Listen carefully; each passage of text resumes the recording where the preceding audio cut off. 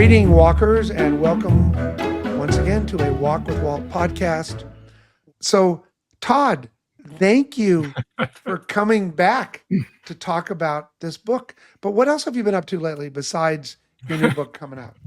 Well, that's all I've been up to for the last 2 months. Every time I leave the house, if it's not to go to work, it's to go to an event or something to help.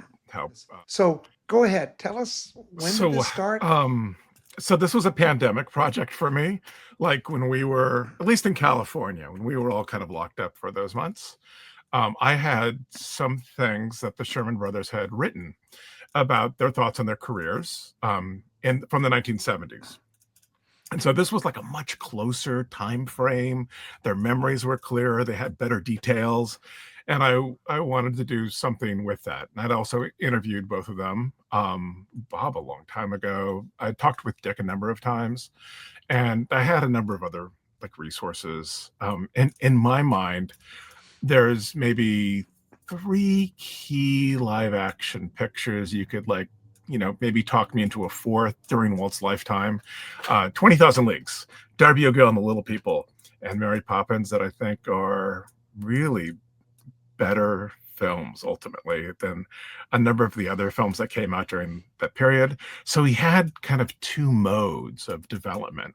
A lot of the Disney films, particularly after they pivot out of those historical dramas of the 50s, when they're using younger actors, they're written one summer, then they're developed, revised, sets are built, and then they're filmed the following summer. So it's pretty much like a 1-year turnaround for those films, because they have to shoot when the kids are not in school to avoid certain laws that meant they'd have to hire tutors and have classrooms on set. So they try to wrap up shooting every summer.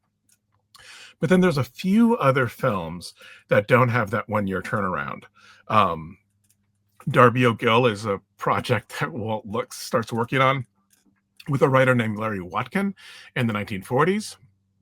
And it goes all the way up to 1959 until it's finally filmed and released.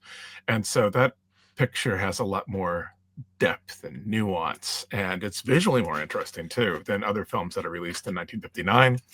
And Walt's also interested in Mary Poppins in the 1940s. It doesn't really start to move into like seriously being developed until the early 1960s, but there are years where it's kind of being knocked around between Walt and the Sherman Brothers. And so this is the story of that. And so if you've seen, probably most listeners have seen Saving Mr. Banks, and I think that's a lovely film.